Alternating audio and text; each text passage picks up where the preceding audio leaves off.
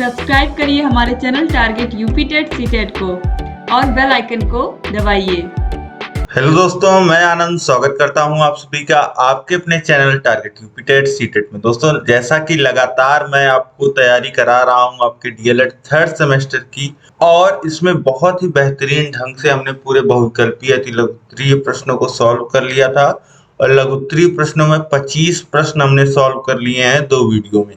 ठीक है, अब आगे हम लोग सॉल्व करने वाले हैं यहाँ पे प्रश्न संख्या 26 से। और इससे पहले की क्लासेस अगर आपने नहीं देखी है तो नीचे डिस्क्रिप्शन में लिंक है और मैथ के सामने वाली लिंक को आप क्लिक करिएगा। वहां पे आपको गणित की जितनी भी वीडियोस हैं सभी देखने को मिल जाएंगी, चाहे वह क्लासेस की वीडियोस हों, चाहे आपके सीरीज की वीडियोस हों, राजन पवन सीरीज की, या प्रीवियस ईयर क्वेश्चन पेपर हो, ये सभी चीजें आपको देखने को प्लेलिस्ट में मिल जाएंगी। इसी तरीके से आपको सभी विषयों का लिंक मिल जाएगा। सभी विषय थर्ड सेमेस्टर की सभी पूरी तैयारी आप हमारे चैनल से कर सकते हैं और इसी से पढ़ करके आपके पिछले बैचों में लोगों ने 95-97% तक अंक लेकर के वो आए हैं। ठीक है, तो अब चलिए देखिए, प्रश्न संख्या 26 है। एक सेमी मोटी लकड़ी के ढक्कनदार खोखले बक्से का भीतरी आयतन ज्ञात कीजिए यदि उसकी बाहरी नापें 42, 30 और 27 सेमी है। ठीक, तो इस तरीके से एक बक्सा है, बता रहा है एक बक्सा है। ठीक है, एक बक्सा है जो कि लकड़ी से बना है। आपको पता है जो पहले या अभी भी आप प्रचलन में देखते ही हैं, गांव देहात में लोग बक्सों का प्रयोग करते थे, जो टीन वाले बक्से और लकड़ी के भी बक्से बनाए जाते थे। तो इस तरीके से बक्से बनाए गए हैं और ये बक्से जो हैं वह लकड़ी के हैं।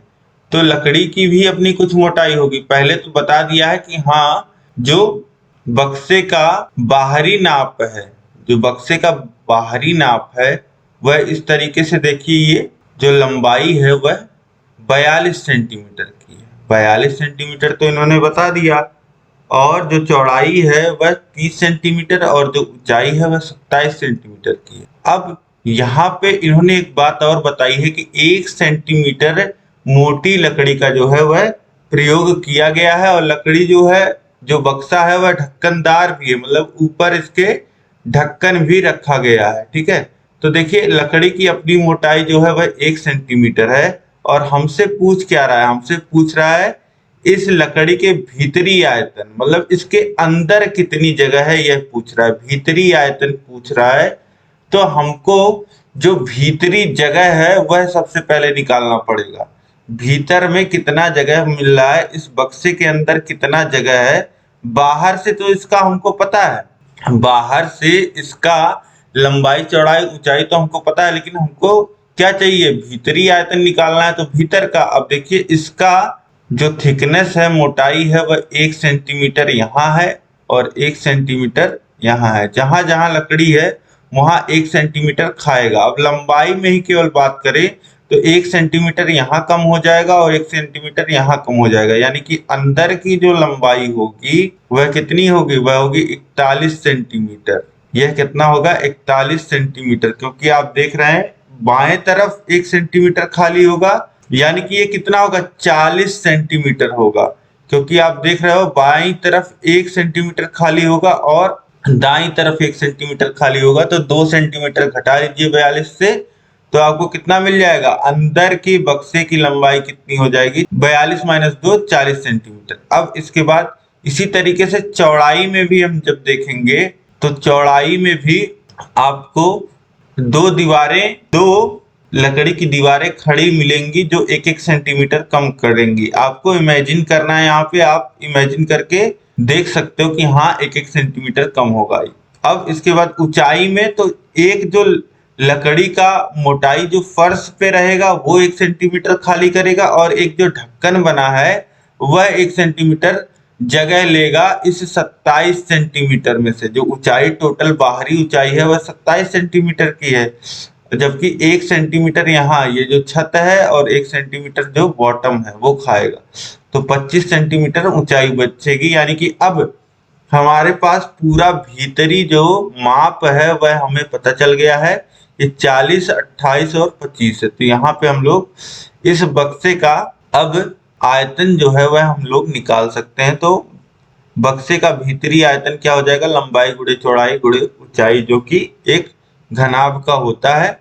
अब ये हो जाएगा, देखिए 40 गुणे 28 गुणे 25, तो 40 का गुणा 25 में करेंगे तो ये हो जाएगा, देखिए 4 का गुणा 25 में 100 और एक शून्य और 1000 हो जाएगा। फिर 28 का गुणा कर देंगे 1000 में तो ये हो जाएगा 28,000 सेंटीमीटर क्यूब। इस तरीके से यह भीतरी आयतन हमको मिल जाएगा। अब इसके बाद नेक्स्ट क्वेश्चन देखिए, प्रश्न संख्या 27 है। एक खोखले धातु के बेलन की मोटाई 3.5 सेमी है। 25 सेमी ऊंचे बेलन का भीतरी व्यास जो है वह 14 सेंटीमीटर है। यदि बेलन दोनों सिरों से खुला हो तो इसमें लगे धातु का आयतन ज्ञात कीजिए। अब बिल्कुल जैसी एक पाइप होती है दोस्तों, उसी तरीके से यह आप एक सोचिए कि पाइप की तरह है, ठीक, लेकिन यह एक जैसे थोड़ी भरी हुई पाइप है, इतनी भी खाली पाइप नहीं है, ठीक है। आपने जो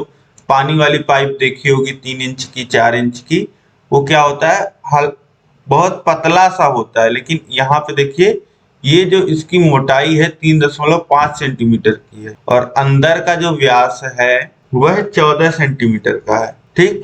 अब ये सिरा जैसे पाइप के सिरे खुले रहते हैं, वैसे इसका सिरा जो है वह खुला हुआ है दोनों। तो मतलब कि और कुछ नहीं है, बस पाइप ही है, पाइप की तरह ही है, ये आप समझिए, ठीक है। तो ये आपका एक समझ लीजिए हॉलो सिलेंडर हो गया, ठीक। अब इसके बाद यहाँ पे देखिए नीचे भी इसी तरीके से संरचना बना लीजिए। इस तरीके से ये बन गया, आप समझ पा रहे होंगे अब। तो यहाँ पे देखिए बोला क्या है कि अंदर का जो खोखला व्यास है वह 14 सेंटीमीटर का है, ठीक है। बेलन की देखिए यहाँ पे इसने लंबाई लिखा है, जबकि बेलन की जो मोटाई है वह कितनी है, 3.5 सेंटीमीटर। मतलब कि ये जो अगर हम लोग एरिया देखेंगे तो ये कितना है, ये 3.5 है। तो इधर भी कितना होगा, 3.5 ये भी होगा। और अंदर जो है यह 14 सेंटीमीटर दिया गया है, यह व्यास जो है वह 14 सेंटीमीटर दिया गया है, ठीक। तो टोटल कितना हो गया, 3.5 7 हो गया और ये 14, यानी कि टोटल जो व्यास हो जाएगा इसका वह 21 सेंटीमीटर हो जाएगा, ठीक। अब इसके बाद देखिए आपसे पूछ क्या रहा है, और ये जो ऊंचाई है इसकी बेलन की यह 25 सेंटीमीटर है। यह टोटल कितना है, यह 25 सेंटीमीटर है, यह याद रखिए। यदि बेलन के दोनों सिरे खुले हों तो इसमें लगे धातु का आयतन ज्ञात कीजिए। अब देखिए बेलन का आयतन क्या होता है, बेलन का आयतन होता है वॉल्यूम ऑफ सिलेंडर बोलें तो ये होता है पाई आर स्क्वायर एच, ठीक है। अब हॉलो सिलेंडर का अगर वॉल्यूम हमको निकालना होता है तो ये होता है पाई R1, जो बड़ा वाला है, जो बाहर वाला है, इसको अगर हम लोग R1 बोले, R1 का स्क्वायर माइनस R2 का स्क्वायर और इंटू एच, ये हो जाता है। या फिर आप अलग अलग भी निकाल लें, बाहर वाले का निकाल लें, फिर उसमें से घटाएं आप अंदर वाले का, तो वही बात पड़ेगा। यहाँ पे सीधे सीधे मैं फॉर्मूला लगा दे रहा हूँ। अब यहाँ पे देखिए क्या किया है, यहाँ पे इन्होंने पहले बेलन के आंतरिक आयतन निकाला है। आंतरिक मतलब जो खोखला भाग है उसका आयतन पाई आर स्क्वायर एच। अब यहाँ पे वैल्यूज को क्या पुट की जाएंगी, पाई की वैल्यू 22/7 और आर स्क्वायर यानी कि 7 का स्क्वायर। आंतरिक जब व्यास 14 है तो आंतरिक त्रिज्या क्या हो जाएगी, 7 हो जाएगी गुणे 25। ये कितना आएगा, देखिए 7 से 7 कट जाएगा, 25 का गुणा होगा 7 में, तो ये कितना हो जाएगा, ये हो जाएगा 175 और 175 का गुणा होगा 22 में, तो ये आ जाएगा 3850। इस तरीके से आंतरिक आ गया। अब बाहरी अगर आप निकालेंगे तो बाहरी त्रिज्या मैंने आपको बता दिया कितना हो जाएगा, जो व्यास मैंने बताया 21 बताया, त्रिज्या हो जाएगा 21/2। यहाँ पे मैंने कितना लिखा है, 21 सेंटीमीटर पूरा है, तो बाहरी त्रिज्या कितनी हो जाएगी 21/2। यानी कि अब बेलन का बाहरी अगर आयतन निकाला जाए तो हो जाएगा 22/7 पाई की वैल्यू और आर की वैल्यू 21/2 रखी जाएगी। 21/2 का 2 बार गुणा फिर 25। अब इसे सॉल्व करिए तो 7 त्रिक 21 और फिर 2 से काटेंगे 11। तो अब देखिए क्या बच रहा है, 11 गुणे 3 गुणे 21 गुणे 25/2। ठीक, तो इसी को सॉल्व कर लीजिए तो कितना आ जाएगा 8662.5 सेंटीमीटर क्यूब। अब देखिए बाहरी जो आयतन हमने निकाला उसमें से अगर हम आंतरिक आयतन घटा दें तो हमें बेलन में लगे धातु का आयतन जो है वह पता चल जाएगा। मतलब पूरा बाहर का आयतन हमने निकाल लिया है और जो उसमें खाली आयतन है वह हम घटा दें तो हमें पता चल जाएगा कि कितना आयतन भरा हुआ है, कितनी धातु लगी हुई है। तो बाहरी आयतन में से आंतरिक आयतन घटा देंगे तो ये हो जाएगा 4812.5 सेंटीमीटर क्यूब। ठीक, ये ऐसे भी आप कैलकुलेट कर सकते हैं या डायरेक्ट यहाँ से भी अगर आप कैलकुलेट करते हैं तो भी जो आपको उत्तर है वह बिल्कुल सटीक और सही मिलेगा। ठीक है, यहाँ से भी आप चाहें तो कैलकुलेट कर सकते हैं। यहाँ R1 माइनस R2, R1 जो है वह बाहरी आयतन होगा और R2 जो होगा आंतरिक आयतन होगा। तो यहाँ पाई की वैल्यू 22/7 रख दीजिएगा और R1 की वैल्यू कितनी आएगी 21/2 और R2 की वैल्यू यहाँ पे कितनी आएगी 7 रख दीजिएगा या 14/2 भी रख सकते हैं 7 को।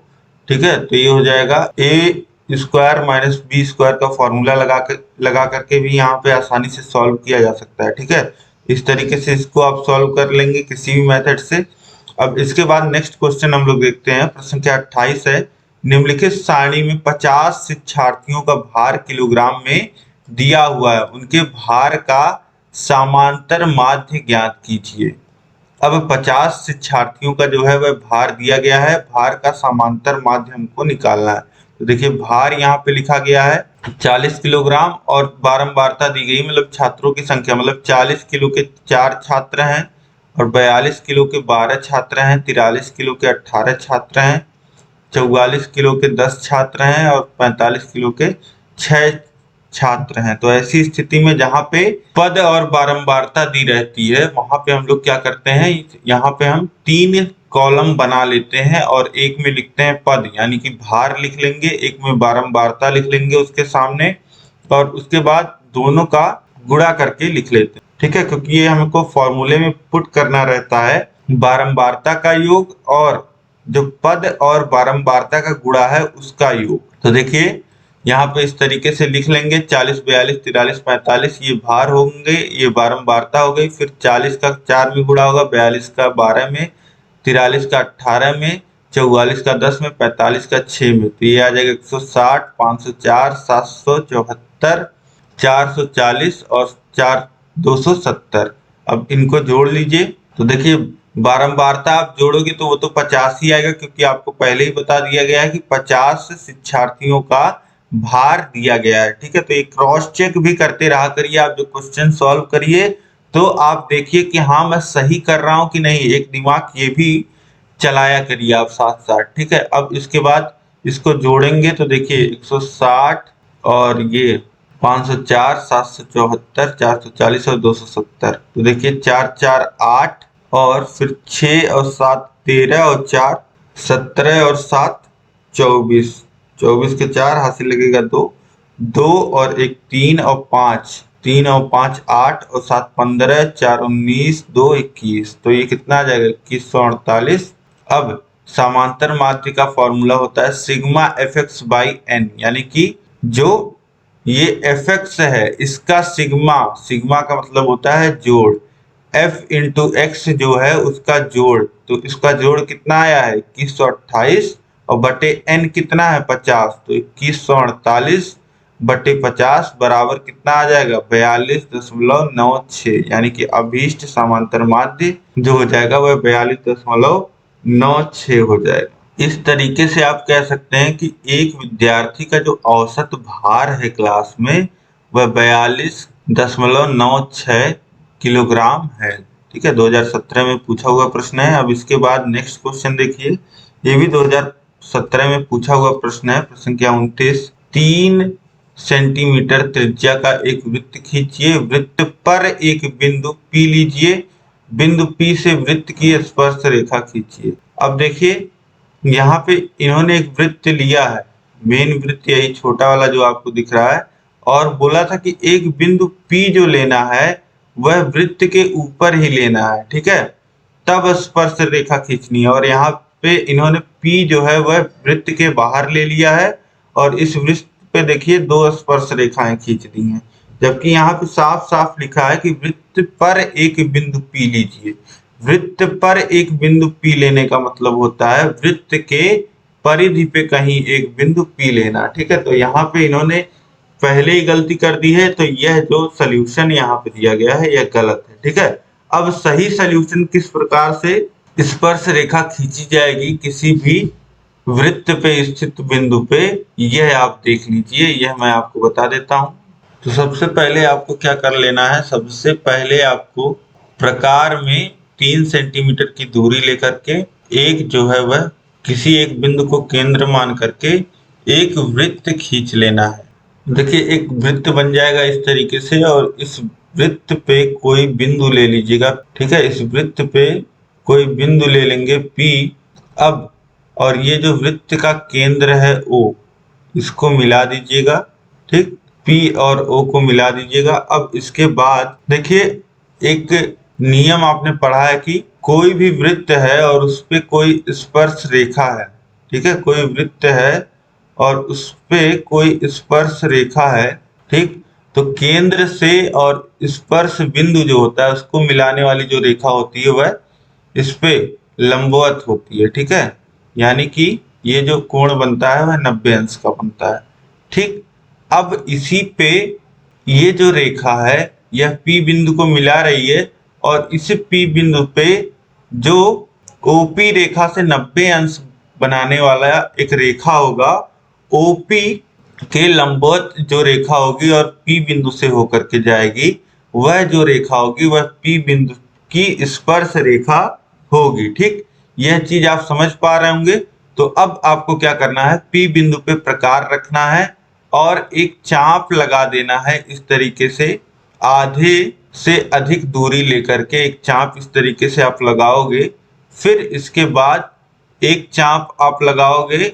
अब यहाँ पे OP रेखा को जहां पे इसने काटा है, मान लेते A बिंदु पे काटा है, तो A बिंदु पे प्रकार रख करके फिर एक आप चाप लगाओगे, और फिर यहाँ पे मान लेते हैं B पॉइंट पे काटा, तो B पॉइंट से फिर आप एक चाप लगाओगे।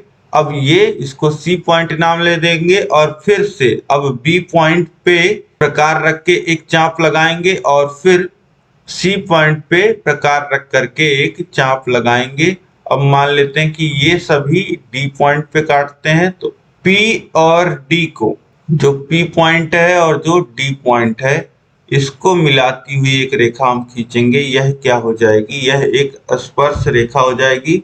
और यहाँ पे देखिए 90 अंश का कोण बनाएगी, मतलब हमने लंबवत रेखा खींची है और P बिंदु से होकर के जाने वाली रेखा खींची है, यह अपने आप स्पर्श रेखा बन के निकलेगी। ठीक है, तो इस तरीके से हमने P बिंदु पे स्पर्श रेखा खींच दिया। अब इसको आप स्टेप में चाहे रचना में लिख भी सकते हो, या ऐसे बना दोगे आप तब भी बहुत होगा। ठीक, तो इस तरीके से यह आपका प्रश्न हो गया। अब इसके बाद नेक्स्ट क्वेश्चन देखिए, प्रश्न संख्या 30 है, यदि लखनऊ से आगरा की दूरी और लखनऊ से इलाहाबाद के बीच की दूरी में 3:8 का अनुपात हो और लखनऊ से इलाहाबाद की दूरी 200 किलोमीटर हो, तो लखनऊ से कानपुर के बीच की दूरी क्या होगी।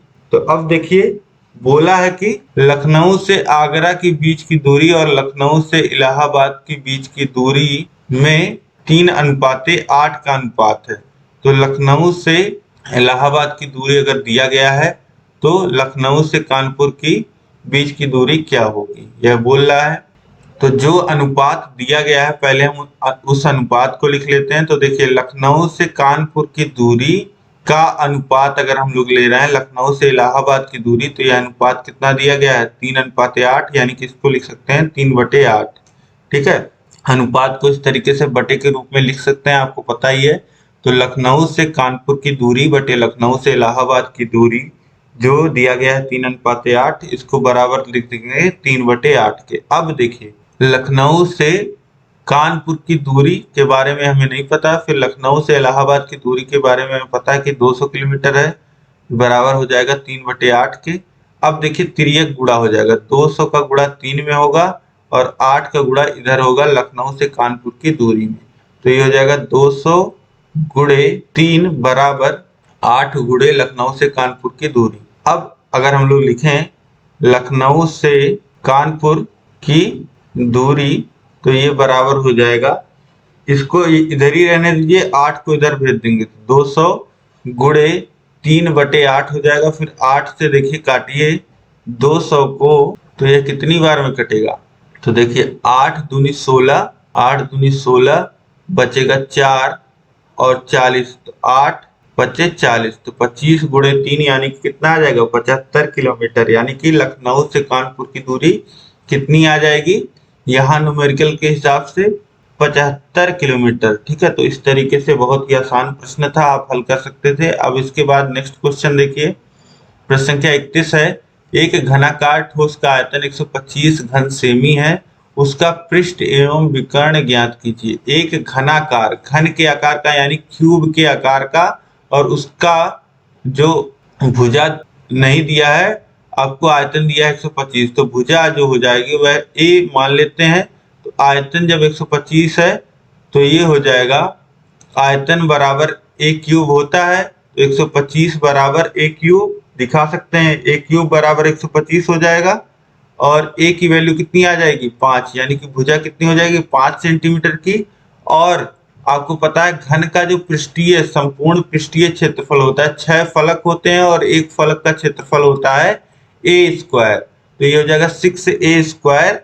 अब 6a स्क्वायर कैलकुलेट करेंगे तो 6 गुणे 25 यानी कि 150 सेंटीमीटर स्क्वायर ये हो जाएगा।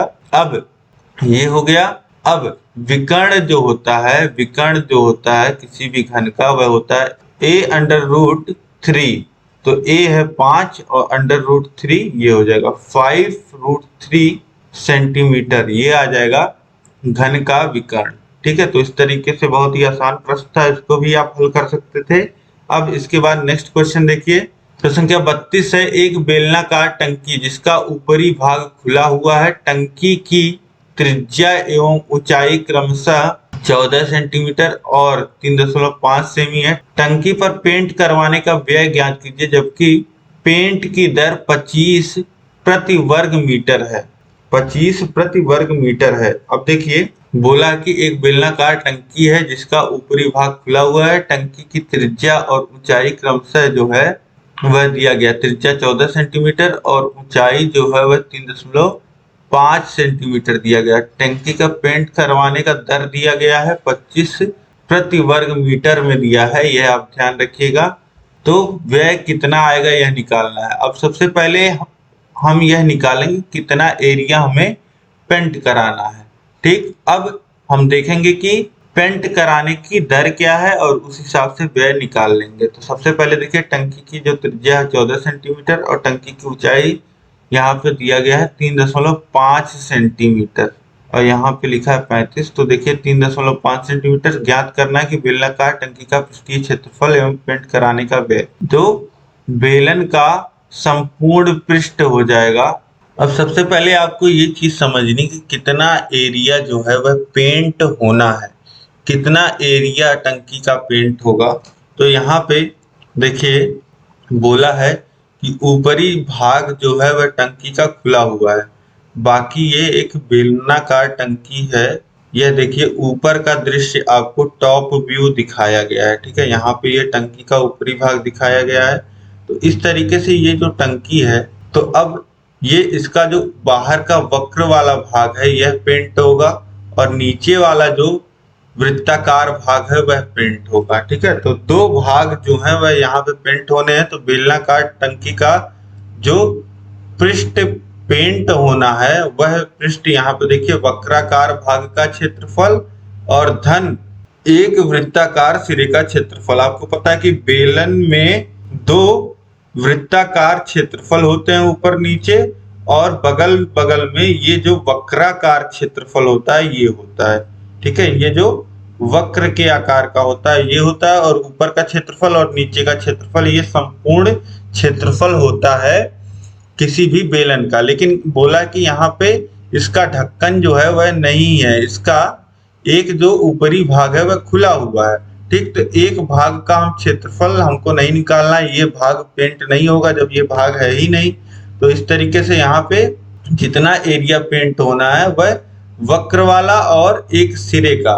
तो देखिए वक्र का जो क्षेत्रफल आता है वह आता है 2 पाई आर इंटू एच, ये होता है, और फिर प्लस एक वृत्त का क्षेत्रफल कितना होता है पाई आर स्क्वायर, ये नीचे का क्षेत्रफल जो होगा वह वृत्ताकार होगा तो पाई आर स्क्वायर। तो अब देखिए यहाँ पे पाई आर कॉमन ले लिया है तो यहाँ पे बच गया 2r प्लस आर ब्रैकेट में। अब यहाँ पे एक चीज जो आपको ध्यान में रखनी है वह देखिए, जो हम संपूर्ण पृष्ठ निकालेंगे वह क्षेत्रफल हम लोग वर्ग मीटर में निकालें, क्या मीटर स्क्वायर में आएगा, ठीक है। वो कैसे आएगा, जो सेंटीमीटर में वैल्यूज दी हुई हैं उनको हम लोग मीटर में कन्वर्ट करेंगे, ठीक है। जो सेंटीमीटर में वैल्यूज दी गई हैं वह हम मीटर में कैलकुलेट करेंगे। और यहाँ पे देखिए प्रश्न में जो त्रिज्या और ऊंचाई दी गई थी, त्रिज्या 14 दी गई है, ऊंचाई देखिए 3.5 दिख रहा है, लेकिन बाद में इन्होंने इसको लिखा है 35, तो इसको अब हम 35 मान के चलेंगे, ठीक है। ऊंचाई को 35 सेंटीमीटर हम मान के चलेंगे, ठीक है, क्योंकि इतनी कम ऊंचाई तो होगी नहीं, त्रिज्या ही 14 सेंटीमीटर है तो ऊंचाई जो कम से कम होगी वह 35 तो होगी, 3.5 नहीं होगी, ठीक। तो अब यहाँ पे देखिए पाई की वैल्यू रखेंगे 22/7 और r जो है वह 14 सेंटीमीटर है और इसको मीटर में बनाने के लिए हम 100 से भाग कर देंगे तो 14/100 वैल्यू पुट करेंगे। अब देखिए सारी वैल्यूज जो है वह हम मीटर में रखेंगे, फिर 2 इंटू एच है तो 2 गुणे, अब h कितना है 35 सेंटीमीटर है तो बटे 100, ठीक, तो ये हो जाएगा मीटर में। फिर धन r कितना है 14/100, ठीक। अब इसको सभी को कैलकुलेट करेंगे, देखिए 7 से 14 को काटेंगे 2 बार में कट जाएगा।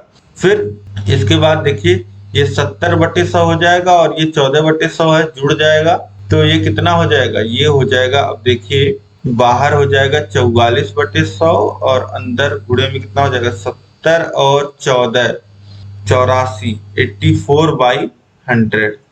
अब देखिए 0.44 और इंटू 0.84 का गुणा हो जाएगा तो यह आ जाएगा 0.3696 वर्ग मीटर में आएगा, ठीक, सेंटीमीटर में नहीं, वर्ग मीटर में आएगा, क्योंकि सारी चीजें हमने मीटर में पुट की हैं। अब देखिए 1 वर्ग मीटर पेंट कराने का व्यय जो है वह 25 रुपए है, तो 0.369 पेंट कराने का व्यय कितना होगा, बस इसी से गुणा कर दीजिए 25 में, इसका व्यय जो निकल के आ जाएगा वह 9.24 रुपए निकल के आ जाएगा। यानी कि एक टंकी को पेंट कराने का लगभग 9.25 रुपए जो है वह खर्च आएगा, ठीक है। याद रखिएगा 35 सेंटीमीटर हम लोग लेके चले हैं, ये 35 सेंटीमीटर ऊंचाई, ठीक। अब इसके बाद नेक्स्ट क्वेश्चन देखिए। अब इसके बाद देखिए प्रश्न संख्या 33 है, सही विकल्प को लिखिए। निम्न चित्र में O वृत्त का केंद्र है, इसकी 2 त्रिज्याएं OP OQ इस प्रकार हैं कि कोण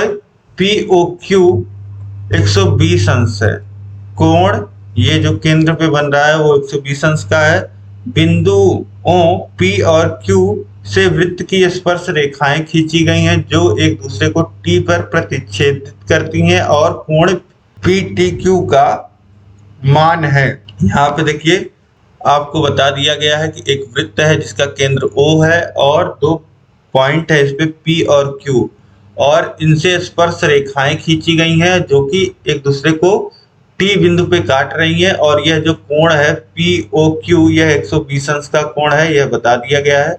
और इसके बाद यह जो दोनों स्पर्श रेखाएं काट रही हैं इस बिंदु पे जो PTQ कोण PTQ बन रहा है इसी का मान पूछा जा रहा है। तो यहाँ पे सिंपली कुछ नहीं करना है, आपको पता है कि जो केंद्र से और स्पर्श बिंदु को मिलाने वाली त्रिज्या होती है वह इस बिंदु पे बने स्पर्श रेखा पे लंब होती है, यानी कि ये कोण 90 अंश का हो जाएगा कोण TQO, और इसी तरीके से ये कोण TPO ये कितना हो जाएगा, ये भी 90 अंश का हो जाएगा।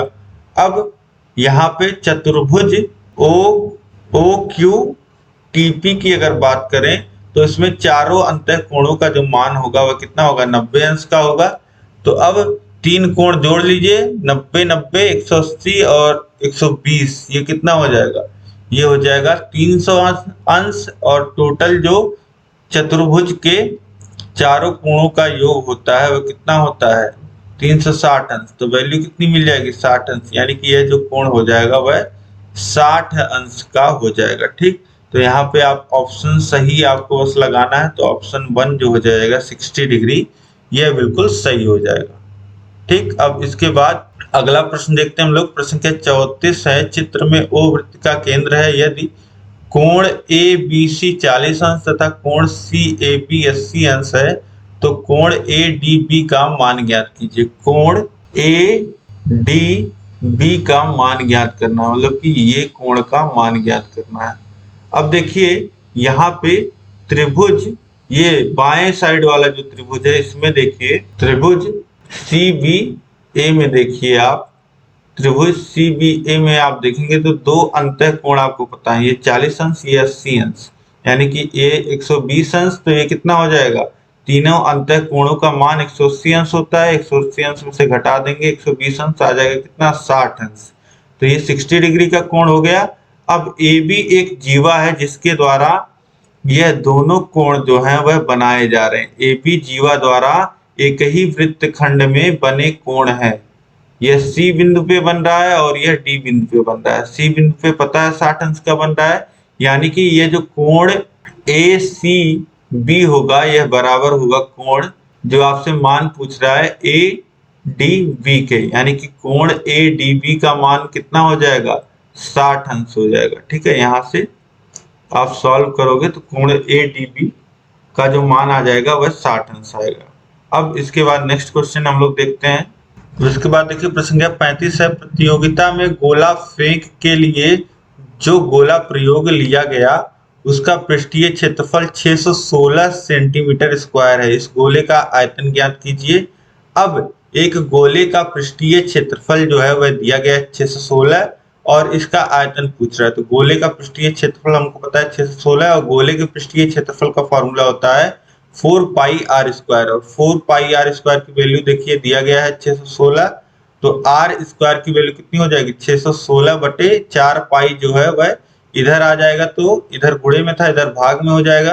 तो पाई की वैल्यू पुट कर देंगे तो 616 बटे 4 गुणे 22 बटे 7 हो जाएगा, और ये जो 7 हर में है इसका गुणा अंश में हो जाएगा, तो ये हो जाएगा 616 गुणे 7 बटे 4 गुणे 22। अब 22 को 11 से काटेंगे 2 बार में कटेगा, 616 को काटेंगे तो 5 बार में 55 और 6 बचेगा और 6 बार में 66, तो ये हो जाएगा 56। अब 56 को काटेंगे 4 से काटेंगे तो 1 और 4 बार में कट जाएगा 14, और फिर 2 से काटेंगे 14 को तो 7 बार में कट जाएगा। अब ऊपर बचा केवल 7 गुणे 7, नीचे बचा 1, तो यानी कि r स्क्वायर की वैल्यू कितनी आ गई 49, यानी कि r की वैल्यू कितनी आ जाएगी 7 सेंटीमीटर। अब r की वैल्यू 7 सेंटीमीटर मिल गई, गोले का जो त्रिज्या है वह मिल गया है, तो गोले का आयतन हम निकाल सकते हैं। गोले का आयतन होता है 4/3 पाई r क्यूब। तो देखिए 4/3 इंटू पाई 22/7, r है 7, 7 से 7 कट जाएगा। ठीक, अब इसके बाद गुणा कर लीजिए, 7 7 49 हो जाएगा, और ये 4 का गुणा होगा 22 में 88, यानी कि 88 गुणे 49/3। अब गुणा कर लेंगे, 88 का गुणा 49 में करेंगे तो ये आ जाएगा 4312, और बटे में है 3, भाग में है 3, तो ये कितना आ जाएगा 1437 घन सेमी। तो इस तरीके से गोले का आयतन आपको मिल जाएगा, बहुत ही आसानी से निकाल सकते हैं। अब इसके बाद नेक्स्ट क्वेश्चन देखिए, प्रश्न संख्या 36 है, एक गोले का पृष्ठीय क्षेत्रफल ज्ञात कीजिए जिसका व्यास 8.4 मीटर है। तो गोले का व्यास दिया गया है, तो गोले के जो हम त्रिज्या निकाल सकते हैं, गोले की त्रिज्या हो जाएगी 4.2 मीटर। अब गोले का संपूर्ण पृष्ठीय क्षेत्रफल हमसे पूछ रहा है, गोले का पृष्ठीय क्षेत्रफल निकालना है, तो ये होता है 4πr स्क्वायर, तो 4 इंटू पाई 22/7, फिर 4.2 गुणे 4.2, तो ये कितना हो जाएगा 221.76 वर्ग मीटर। ठीक है, तो इस तरीके से गोले का संपूर्ण पृष्ठीय क्षेत्रफल निकाल सकते हैं। अब इसके बाद नेक्स्ट क्वेश्चन देखिए, प्रश्न संख्या 37 है, किसी अर्धगोले का पृष्ठीय क्षेत्रफल 308 सेंटीमीटर स्क्वायर है, तो गोले की त्रिज्या ज्ञात कीजिए। अर्ध गोले का मतलब आप समझ रहे हैं कि आधा गोला है, मतलब कि कोई अर्ध गोला है, इसका जो पृष्ठीय क्षेत्रफल है वह 308 सेंटीमीटर स्क्वायर है। गोले की त्रिज्या ज्ञात करना है। तो देखिए अर्ध गोले का वक्रीय पृष्ठ कितना हो जाएगा, पूरे का 4 पाई आर स्क्वायर होता है, तो आधे का कितना हो जाएगा 4 पाई आर स्क्वायर बाई 2 यानी कि 2 pi r square. 2 pi r square की वैल्यू जो दी गई है वो 308 दी गई है। आर स्क्वायर की वैल्यू कितनी हो जाएगी, देखिए ये 308/2 गुणे 22/7 होगा। उस 7 का गुणा ऊपर अंश में कर दिया गया है। अब इसके बाद 11 से काटिए तो 2 बार में कटेगा और 308 को काटेंगे तो 2 और 8 28 बार में कट जाएगा, ठीक। और नीचे 4 है, 2 गुणे 2 28 को काटेंगे तो 7 बार में कट जाएगा, बचेगा 7 गुणे 7 यानी आर की वैल्यू कितनी आ जाएगी 7 सेंटीमीटर, ठीक है। तो इस तरीके से इस अर्धगोले की त्रिज्या कितनी आ जाएगी 7 सेंटीमीटर, ठीक है। तो इस तरीके से यहाँ पे 37 नंबर प्रश्न तक हमने हल कर लिया। उम्मीद है दोस्तों कि आपको यह क्लास पसंद आई होगी। यह क्लास आपको पसंद आई, पूरी समझ में आई, तो इस क्लास को आप लाइक कर दीजिए। अपने दोस्तों के साथ अधिक से अधिक शेयर करना है। देखिए शेयर करना बहुत इंपॉर्टेंट है, तभी वीडियो बहुत लोगों तक पहुंचेगी। और ये कम से कम 5 मित्रों में और ग्रुपों में आपको इस वीडियो को शेयर करना है। और कहीं भी कोई भी दिक्कत हो, कोई प्रश्न आपको नहीं समझ में आ रहा हो, कोई कॉन्सेप्ट नहीं समझ में आ रहा हो, जो भी आपकी परेशानी हो लैंग्वेज की, एनीथिंग, आप मुझे कमेंट करके बता सकते हैं। और अभी तक अगर आपने चैनल को सब्सक्राइब नहीं किया तो चैनल को सब्सक्राइब करिए तुरंत, और उसके बगल होगा बेल आइकन, उस पे ऑल क्लिक किए रहेंगे। जिनकी भी दिक्कतें हैं कि नोटिफिकेशन नहीं आती चैनल की, वो सब्सक्राइब किए हुए हैं तो ये बगल में घंटी चेक कर लें, उस पे ऑल होना चाहिए, ठीक है। तो इस तरीके से आप चैनल से जुड़े रहेंगे। और अगर आप अपनी 3rd सेमेस्टर की तैयारी बहुत ही बेहतरीन ढंग से करना चाहते हैं, नोट्स प्राप्त करना चाहते हैं 3rd सेमेस्टर की, तो ये आपको मिलेगी हमारे ऐप टारगेट यूपीटेट सीटेट पे, जो कि नीचे डिस्क्रिप्शन में लिंक दिया गया है, वहां से डाउनलोड किया जा सकता है। या फिर प्ले स्टोर पे आपके मोबाइल में होगा एक ऐप प्ले स्टोर पे जाकर के आप सीधे टारगेट यूपीटेट सीटेट सर्च करेंगे तो वहां पे ऐप हमारा मिल जाएगा, इसी चैनल के ही नाम से टारगेट यूपीटेट सीटेट, चैनल का ही लोगो। डाउनलोड करिए, बस मोबाइल नंबर आपको डालना है और वही मोबाइल नंबर हमेशा आपको अपने पास रखना है और उसी से आपको कोर्स ले लेना है, ताकि आप कम समय में बेहतरीन ढंग से तैयारी कर पाए, ठीक है। सारी सुविधाएं वहां पे उपलब्ध हैं, वो बहुत परफेक्ट है आपके लिए। एक बहुत ही नॉमिनल फीस से हमने आपके लिए पूरी सुविधा वहां पे उपलब्ध करा दी है। जितनी भी दिक्कतें होती हैं यहाँ पे, पीडीएफ नहीं प्राप्त कर पाते हैं आप, और ना टेस्ट दे पाते हैं, और ना ही बिना डिस्टरबेंस के आप पढ़ पाते हैं, क्योंकि प्रचार आता रहता है। तो सारी चीजें वहां पे हमने सुविधाएं दे दी हैं, वहां पे आप बहुत अच्छे से पढ़ पाओगे। अब हम लोग बाकी के क्वेश्चन अगले क्लास में देखेंगे। इस क्लास में अंत तक बने रहने के लिए आप सभी लोग का बहुत बहुत धन्यवाद। और सभी विषयों के लिंक जो है वह नीचे दिए गए हैं। मिलते हैं नेक्स्ट क्लास में। जय हिंद।